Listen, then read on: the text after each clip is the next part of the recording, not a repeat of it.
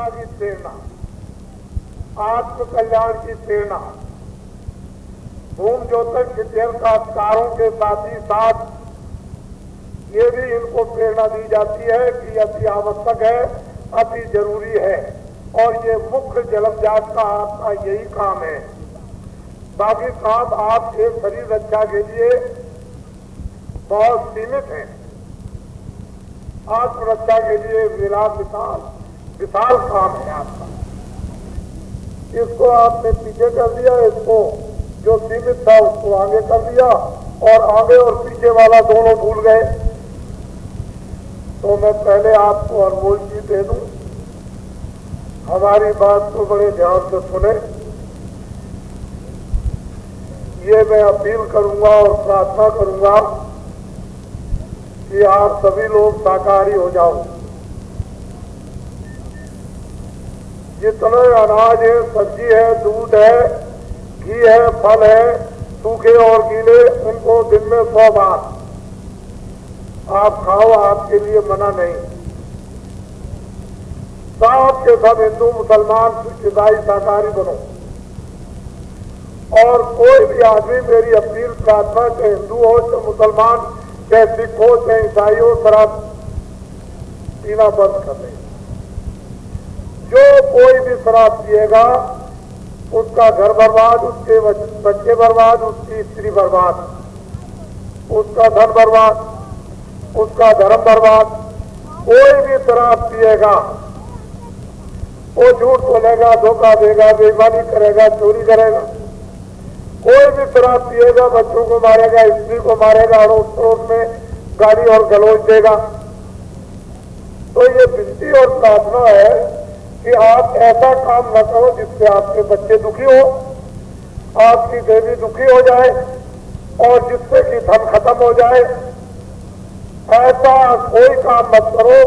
अच्छा से अच्छा आप फल, अच्छा से अच्छा अनाज, दूध और घी दिन में 100 बार खाओ। बाबा जी कब मना करते हैं? बुद्धि में जागृति रहे, बुद्धि में समझ रहे। ऐसी चीजें परमात्मा ने जो बनाई है और ऋषियों मुनियों ने उसका संशोधन किया है और आपको दे दिए हैं, तो आपका तन भी ठीक रहेगा, मन भी ठीक रहेगा, बुद्धि भी ठीक रहेगी, और फिर सब काम आप दिल और दिमाग से समझदारी से कर सकते हो। लेकिन जब पागल हो जाए वो पागल क्या करेगा? तो मैं तो अपील ही कर सकता हूँ, प्रार्थना ही कर सकता हूँ। मैं कोई जुल्म और जोर आपसे नहीं करता, मैं कोई आपसे घृणा नहीं करता हूँ। तुम शराबी हो, कबाबी हो, झूठे हो, चोर हो, बेईमान हो, डकैत हो, कतली हो, सब मेरे पास आओ, मैं सबका स्वागत हार्दिक प्यार करूंगा। लेकिन अब ये तो मेरा काम है कि ये जहर है, ये अमृत है, इससे मर जाओगे, इससे जीवित हो जाओगे, ये नुकसान पाओगे, इससे रोओगे, इससे हटोगे। ये तो मेरा काम बताने का, वो मैं बताऊंगा नहीं तो कैसे काम होगा? वैद्य का काम तो जहर और दवा बताना। अगर दवा की जगह जहर खिला दे तो 2 मिनट में खत्म। तो ये तो महात्माओं का काम है कि तुम्हारे लिए, तुम्हारे ग्रस्त के लिए, तुम्हारे आश्रम के लिए, तुम्हारी जातियों के लिए, तुम्हारे निजी और तुम्हारी आत्मा के लिए क्या अमृत और क्या जहर है। अब वो दोनों चीजें अलग अलग रखें। उसके बाद तुम्हारी अगर इच्छा हो तो जहर खा लेना। लेकिन ये है कि शिक्षा अपनी जगह, अध्यापक को अपनी शिक्षा देगा। तो ये अनमोल चीज है। आपको इन दोनों चीजों पर आप सब लोग ध्यान दो।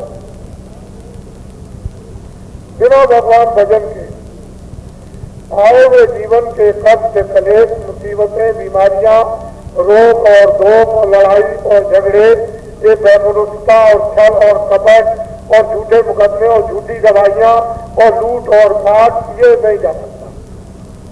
जब आप भजन करने लगोगे 5 मिनट तो बुद्धि बदलेगी, मन बदलेगा, आंखें बदलेगी, कान बदलेंगे, हाथ पैर की क्रिया बदलेगी, दिल दिमाग बदलेगा। फिर खेती करोगे, दुकान करोगे, दफ्तर करोगे। लेकिन आप कहोगे हम भजन नहीं करेंगे, तो भजन तो आपको अपनी आत्मा के कल्याण के लिए करना ही पड़ेगा। बच्चा इसे तो बचा लो, नहीं तो ये जा रही है। एक बार अगर गड्ढे में गिर गई तो करोड़ों वर्षों तक नहीं निकलेगी। तुमको ये भी मालूम है कि तुम किसी की नाक काट दो तो ये बदला है, वो तुम्हारी नाक काटेगा, तुम कान काटोगे, तुम्हारा कान काटेगा, तुम हाथ काटोगे, तुम्हारा हाथ काट देगा, तुम पैर काटोगे, तुम्हारा पैर काट देगा, तुम पानी नहीं पिलाओगे प्यासो, उसको मारोगे, तुमको प्यासो मारेगा, तुम पानी पिलाओगे, तुमको पानी पिलाएगा, तुम इज्जत करोगे, वो तुम्हारी इज्जत करेगा, और तुम भूखोगे, भोजन दोगे तो तुमको भोजन देगा। ये अदले और बदले, अच्छे और बुरे, ये दोनों आपको लेने और देने पड़ेंगे। इससे छुटकारा नहीं हो सकता। कर्म क्षेत्रीय भूमि है, जो जैसे कर्म करे, कर्म प्रधान विश्व रच रखा, जो जब करा तो जब बन जाता। आपको तो ये मालूम कुछ है नहीं, तो अब अनमोल चीज ले लीजिए। पहले युगों में कहते थे कंठी, मंत्र, दीक्षा, अब ये मंत्र भी चला गया और कंठी भी चली गई और दीक्षा भी चली गई।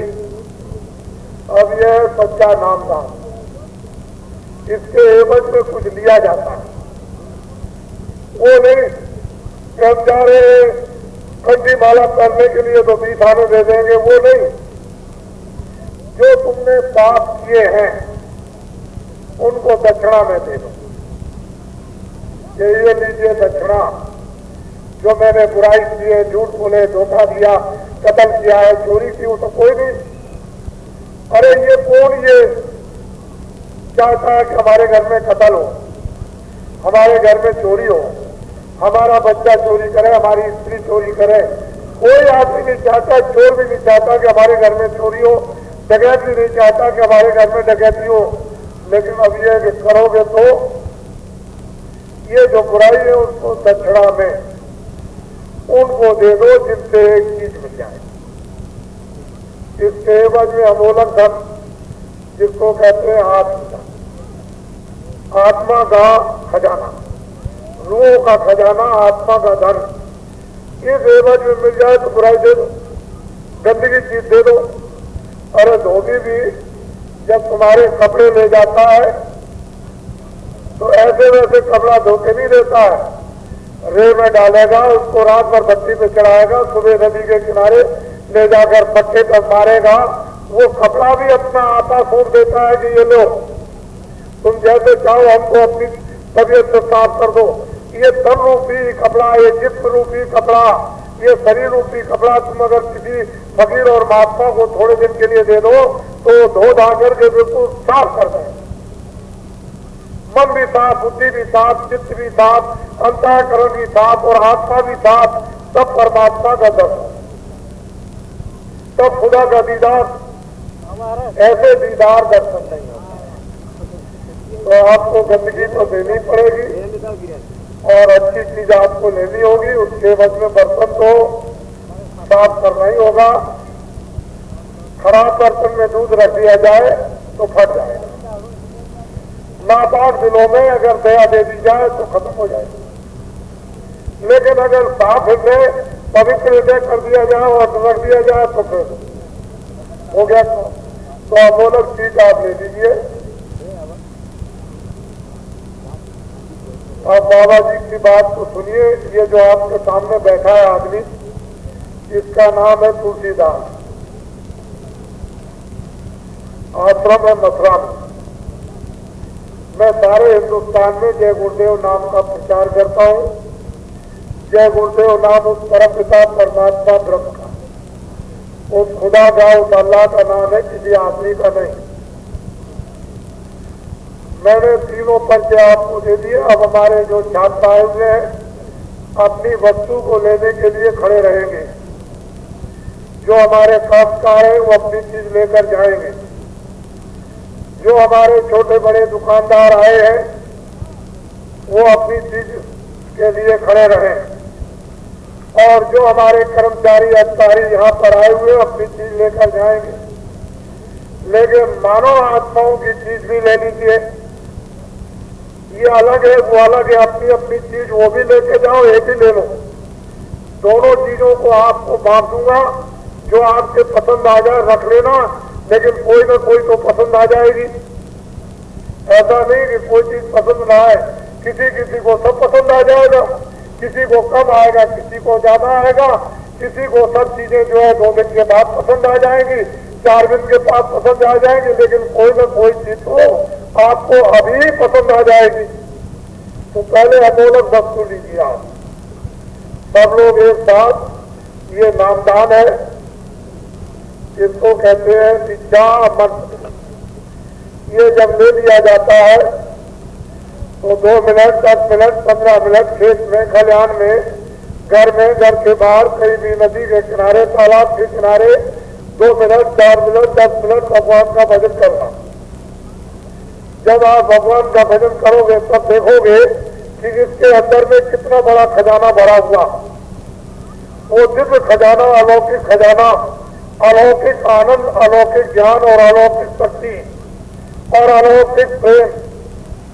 लेकिन जब भजन नहीं करोगे तो रास्ता नहीं मालूम, करोगे कैसे? रास्ता मालूम हो जाएगा तो करने लगोगे। तो ये अमोलक चीज आप लीजिए, पहले इसको दे दें। जो जो परमात्मा का नाम बोलूंगा सब लोग एक साथ एक आवाज में सबके सब बोलेंगे, आगे पीछे नहीं। आपकी आवाज मेरे कानों तक धीरे धीरे आनी चाहिए, जिससे मैं ये समझ जाऊं कि आप नाम का शुद्ध उच्चारण कर रहे हो। पहले मैं बोलूंगा, उसके बाद में आप जो जो नाम मैं बोलता जाऊंगा आप बोलते जाना। जब मैं चुप हो जाऊंगा तो आप भी चुप हो जाना। बोलो सबके सब जय गुरुदेव। ये तो नामदान हो गया। अब यहाँ पर तो ये आपका बंद करता हूँ।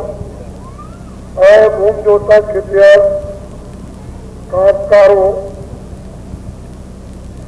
तुम तो 24 घंटे और 12 महीने गर्मी, बरसात, जाड़े में ये फटे कपड़े, मिट्टी में शरीर से मेहनत जो आप करते हो, ये छोटा मोटा काम नहीं। तो भूम जोता खितियार कांतकार, तुमसे बड़ा त्यागी कौन हो सकता? जो मिट्टी में काम करता है, जो फटे कपड़े पहन करके जो काम करते हैं, जाड़े बरसात में जो काम करते हैं और भूख प्यास में जो काम करते हैं, तुमसे बड़ा त्यागी कौन? तुमने अपने से ज्यादा त्यागी क्यों किसी को समझा?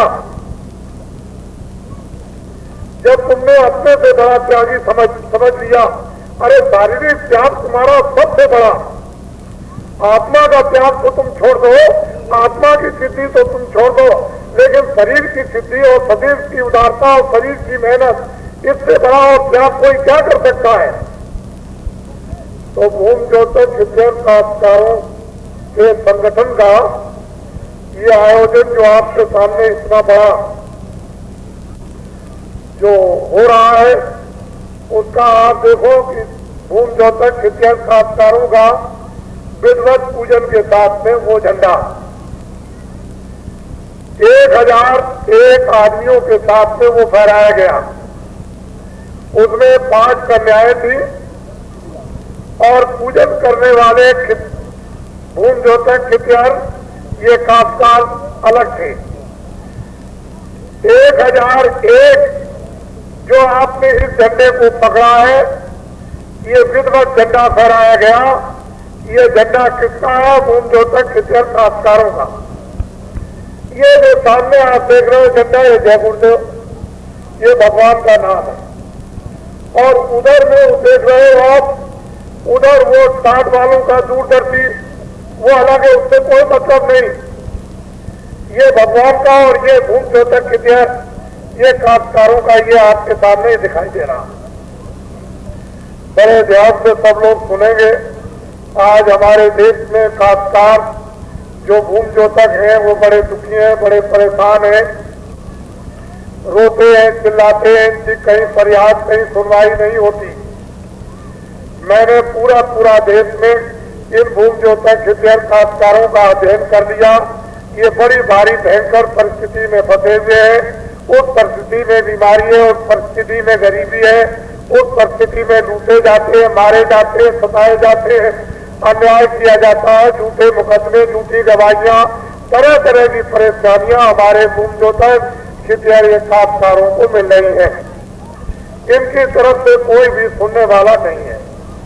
बाबा जी ने जब ये सब कुछ जानकारी अनुभव किया बड़े इम्तिहान लिया और इनका सर्वे किया तो ये पता चला कि बेचारे कितने दुखी, इनके बच्चे जो है कितने हमारे छात्र वो बेचारे कितने के दुखी, इन्हीं के बच्चे कर्मचारी अधिकारी जो नौकरी करते हैं वो भी कहते हैं अरे महाराज दुआ देते जाओ, आशीर्वाद देते जाओ, हमारे कष्टों को भी कुछ सुन लीजिए।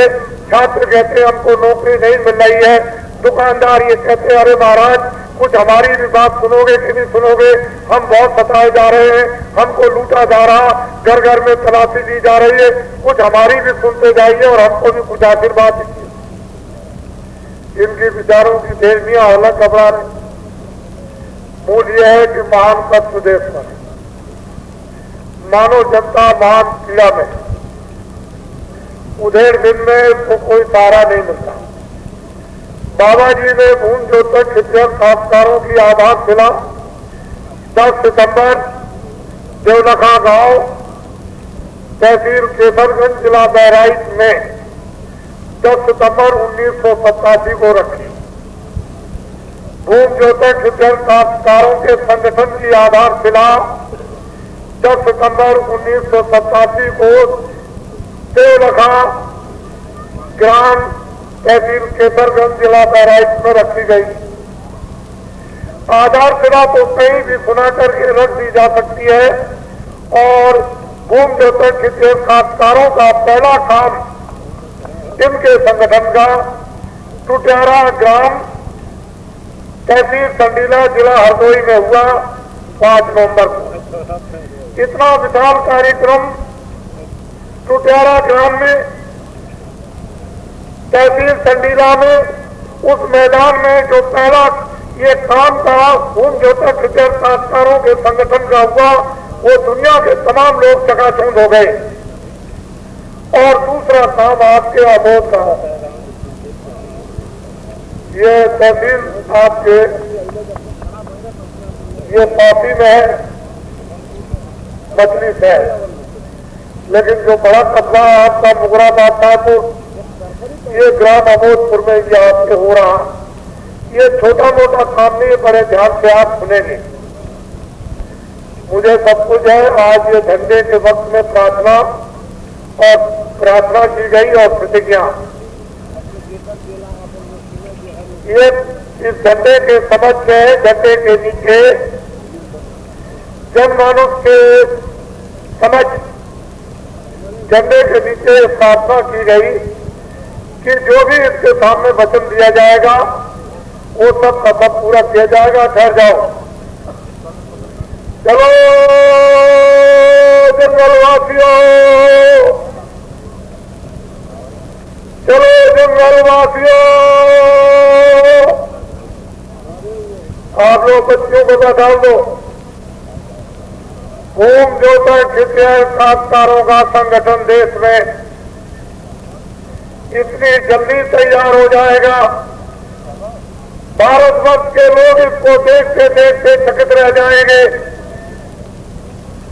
आए भूम ज्योतक शिक्षक संस्कारों, अब तुम्हारा दायित्व और कर्तव्य है किसी झंडे के नीचे जाने की और गिराने की, मरीज बनकर पड़े रहने की जरूरत नहीं है। तुम्हारे संगठन का झंडा तुम्हारे सामने आ गया, उसका नाम भूम ज्योतक शिक्षक संस्कार संगठन।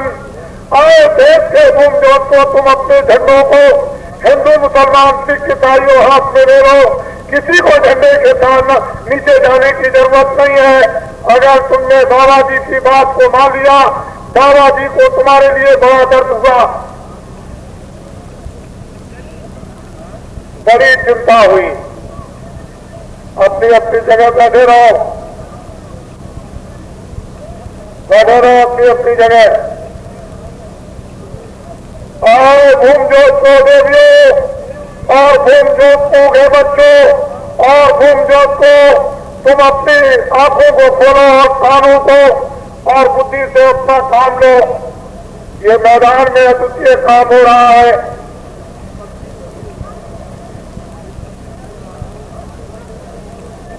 बैठे रहो बच्चों, आंखों से देखो, कान से सुनो, बुद्धि से काम लो। बाबा जी तुम्हारे लिए बड़ी चिंता में थे, फिक्र में थे।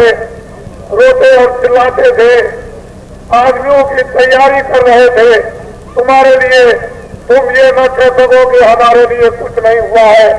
हम सोते रह गए, हम रोते रह गए, चिल्लाते रह गए, हमारी कोई सुनवाई इस बाजार में नहीं हुई है। तुमको घबराने की जरूरत नहीं है। ये भूमि जोतकों का सम्मेलन हो रहा है। भूमि जोतकों किसान काश्तकार संगठन, उसका ये झंडा फहरा गया। इसका काम होगा, इसका नाम होगा, इसका ज्ञान होगा, इसकी शांति होगी, इसके वादे पूरे होंगे। तुम अपनी आंखों से देखो, इनको देखते रहो। आप लोग बोलेंगे नहीं, मुंह नहीं खोलेंगे। इनको देखो, ये कौन है, इनके चेहरे की तरफ देखो, शकल की तरफ देखो। जब देख लोगे तो तुम्हारी समझ में आएगा, बिना देखे हुए कुछ समझ में नहीं आ सकता। अपने देश में महात्मा है, अपनी गंगा जमुना है, अपने मंदिर मस्जिद है, अपनी रामायण है, अपनी गीता है, अपनी कुरान है। आपको चिंता करने की जरूरत नहीं। देखो आप, बाबा जी आपके लिए इस देश के अंदर बैठे नहीं थे, आदमियों की तैयारी कर रहे थे कि देश रोएगा, जनमानुष रोएगा, छोटे रोएंगे, बड़े रोएंगे, पढ़े लिखे रोएंगे, कर्मचारी अधिकारी रोएंगे, हमारे भूमि जोतक रोएंगे, हमारे जितने भी दुकानदार छोटे बड़े ये सब रोएंगे, चिल्लाएंगे। तो इनके लिए कोई न कोई दवा और कोई रास्ता इनको निकाल करके दे दिया जाएगा। जब ये मांगेंगे तो इनको मिल जाएगा। भारतवर्ष में, ये भारतवर्ष है। लोग ये कहते थे धर्म डूब गया, लोग ये कहते थे धर्म खत्म हो गया, गीता रामायण खत्म हो गई, मंदिर खत्म हो गए, इनको गिरवा दिया जाएगा, गुरुद्वारों को तोड़ दिया जाएगा, मस्जिदों को तोड़ दिया जाएगा। ये रोज अखबारों पर आप सुनते हो।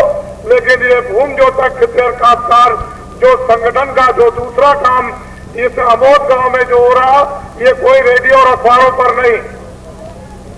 आपका कोई भी भूमि जोतकों का कोई भी समाचार, भूमि जोतक खिच्चर काश्तकारों का कोई भी समाचार अखबार और रेडियो पर नहीं। बाबा जी ये क्या लिखा है, ये देखो क्या लिखा, भूमि जोतक खिच्चर काश्तकार संगठन। हम आपको तैयार करके, मेहनत करके, परिश्रम करके सब कुछ आपको दे देंगे। आपको घबराने की जरूरत नहीं है। इनकी तरफ देखो, इधर को आप देखिए, ये झंडा आपका है, हमने आपका पकड़ा है। इधर देखिए, आपको पकड़ा देंगे।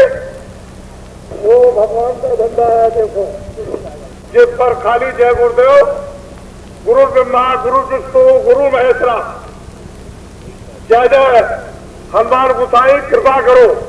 तो आप ये रामायण गीता तमाम वेदों और शास्त्रों में ये अतुल ज्ञान है, वो आपने अभी तक नहीं समझा।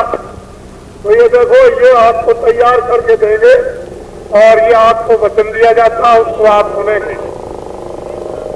भारतवर्ष में पहले तो बात ये थी कि मुंबई शताब्दी समारोह में भारत के प्रधानमंत्री ने मंच पे खड़े होकर के जोरदार उन्होंने अपना वक्तव्य दिया कि हमारा पूरा का पूरा शासन भ्रष्ट है। हमारे जितने भी पुलिस के कर्मचारी अधिकारी सब भ्रष्ट हैं, इनकम टैक्स, सेल टैक्स के जितने कर्मचारी अधिकारी भ्रष्ट हैं। उन्होंने कहा हमारे देश के सेठ साहूकार उद्योगपति भ्रष्ट हैं और उन्होंने कहा कि हमारे देश के ये काश्तकार और छात्र ये सब के सब भ्रष्ट हैं। इतना जोरदार वक्तव्य दिया उस शताब्दी समारोह मुंबई में कि विश्व के रेडियो और विश्व के अखबारों में और भारत का रेडियो और भारत के अखबारों में जोरदार शब्दों में आया। जब उन्होंने ये कह दिया कि हमारा शासन पूरा का पूरा भ्रष्ट है, तो भारत के प्रधानमंत्री को ये चाहिए था कि तुरंत इस्तीफा दे देता। लेकिन मैं इस बात को मानने के लिए तैयार नहीं हूं। मैं तो ये सिद्ध करूंगा कि हमारे भारत में जितने भी एमएलए एमपी है उनमें कोई भी भ्रष्ट नहीं। हमारे पुलिस का सिपाही, पुलिस का अधिकारी कोई भी भ्रष्ट नहीं। इनकम टैक्स, सेल टैक्स, का कोई भी कर्मचारी अधिकारी भ्रष्ट नहीं। जितने भी हमारे देश में सेठ और साहूकार उद्योगपति उनमें से एक भी भ्रष्ट नहीं है, और हमारे जितने भी काश्तकार और बच्चे जो छात्र हैं उनमें से कोई भ्रष्ट नहीं। आप कहोगे कि भारत के जिम्मेदार उस प्रधानमंत्री ने कहा ये सब भ्रष्ट है और आप कहते हो कोई भ्रष्ट नहीं, तो आप हमको तो कम से कम बताइए। सही और सच्ची बात तो यह है कि इनमें से कोई भ्रष्ट नहीं है। देश की काश्तकारों की, दुकानों की, दफ्तरों की, स्कूलों की, जितने भी कारखानों की ये व्यवस्था है, ये सब की सब भ्रष्ट है। इनमें कोई भ्रष्ट नहीं है, व्यवस्था भ्रष्ट है। क्या भ्रष्ट है? जोर से बोलो, क्या भ्रष्ट है? जोर से बोलो, क्या भ्रष्ट है? और जोर से बोलो, क्या भ्रष्ट है? व्यवस्था भ्रष्ट है, इनमें से कोई भी भ्रष्ट नहीं। आश्चर्य की बात तो यह है कि जिसने ये कहा था उसको इस्तीफा पहले ही दे देना चाहिए था। दिल्ली की पार्लियामेंट का खर्चा 1 मिनट का 2 लाख, 7 मिनट का 1 करोड़ 20 लाख। आपको मालूम होना चाहिए कि 8 घंटे का 10 करोड़। जिस पार्लियामेंट का 10 करोड़ का खर्चा यानी 8 घंटे का हो, तो बताओ साल का कितना खर्चा होगा? ये इतना 35 अरब रुपया कहां से आएगा? ये भारत की ये भूमि जोत है, ये जितने भी काश्तकार मिट्टी में काम करते हैं, ये 1 अरब 60 करोड़ ये कमा करके दे रहे हैं। अगर बिजली का एक खंभा भी लग जाएगा तो पूरा रुपया इनको देना। उनका कट जाएगा कनेक्शन तो वो सब चला गया उनका, चाहे कल कट जाए। ये पोल के खर्चे ये सब इन्होंने किए हैं, हमको सब मालूम है, हमने सब जानकारी दी। जब पार्लियामेंट का इतना दिल्ली में खर्चा है, ये कहां से आएगा? ये तो सोचना चाहिए आप। ये विधानसभाओं का खर्चा इसका कितना होता है? वो एशियाई 8 जो वहां बना रखे हैं खेलों के बेकार, उसका 8 लाख रोज का खर्चा उनका दिल्ली में होता है, तो साल का कितना खर्चा हो जाएगा? वो कौन देगा? ये कौन देता है? ये जो मिट्टी में काम करते हैं इनको देना। इनके सब कुछ उतर जाएंगे। अब तो उतार ही लिया इनकी देवियों का जेवर, यानी सोना और चांदी तो ये उतर ही गया। ये तो बेचारी लक्ष्मी अपनी नंगी हो ही गई। लेकिन भारत के जिम्मेदार व्यक्ति ने ये कैसे कह दिया कि हमारा ये काश्तकार, हमारे कर्मचारी अधिकारी, सेठ और साहूकार ये सब के सब भ्रष्ट हैं, उसको इस्तीफा देना चाहिए। अभी 4-5 दिनों की घटना है, वो लखनऊ में आए और फौरन वापस जाकर उन्होंने कहा कि भारत की जनता समाजवाद को कबूल नहीं करेगी, क्योंकि जितनी योजनाएं बनाई गई वो हमारे मंत्रियों ने और हमारे कर्मचारी अधिकारी ये सब के सब योजना घोटते जा रहे हैं। मैं आपको विश्वास दिलाता हूं कि कोई भी कर्मचारी अधिकारी इनको झूठा बदनाम किया जा रहा, यही प्रधानमंत्री खुद घोट रहे हैं, यही घोटे जा रहे।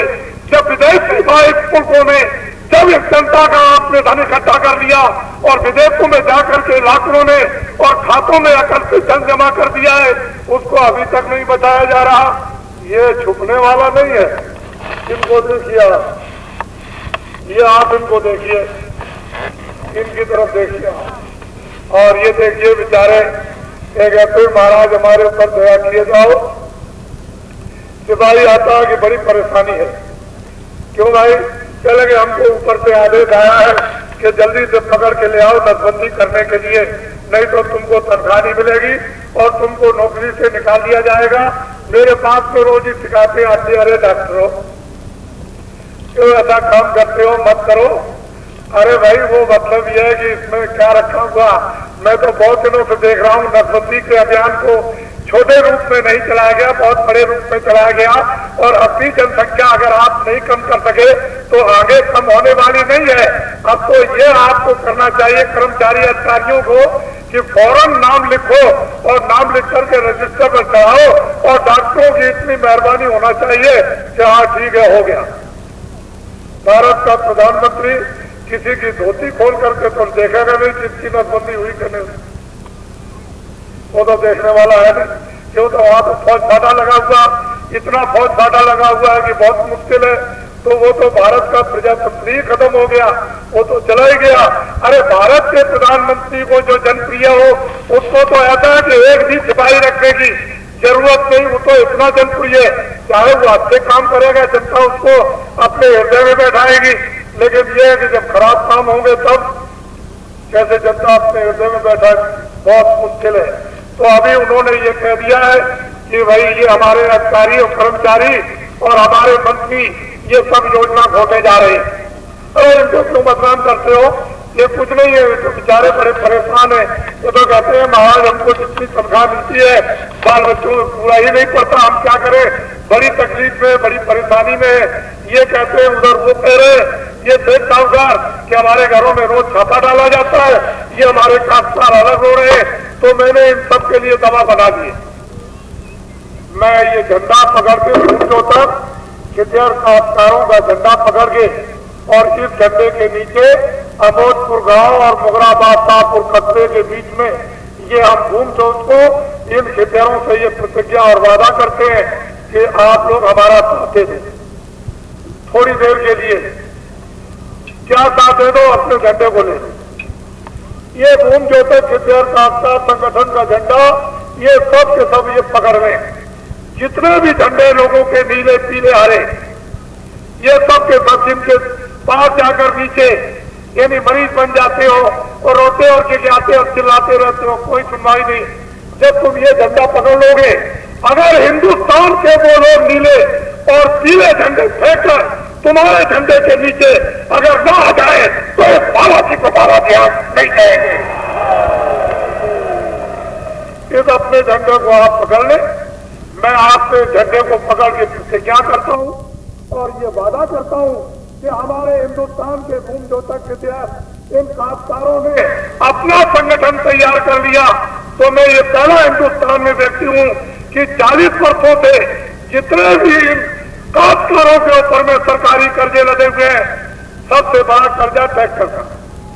ट्रैक्टर, ट्यूबवेल, कुआ, इंजन, नाली, मेड़, भैंस, बैल, घोड़ा, गधा, ऊंट, सुअर और बकरी और हल और यंत्र और खाद और बीज और दवाएं और भी छोटा मोटा कोई भी कर्जा, जितना भी सरकारी कर्जा इन भूमि जोतकों के ऊपर लदा हुआ होगा, इनसे हम ये प्रतिज्ञा करते हैं कि भूमि जोतकों, खितियरों का, काश्तकारों का संपूर्ण कर्जा एक तरफ से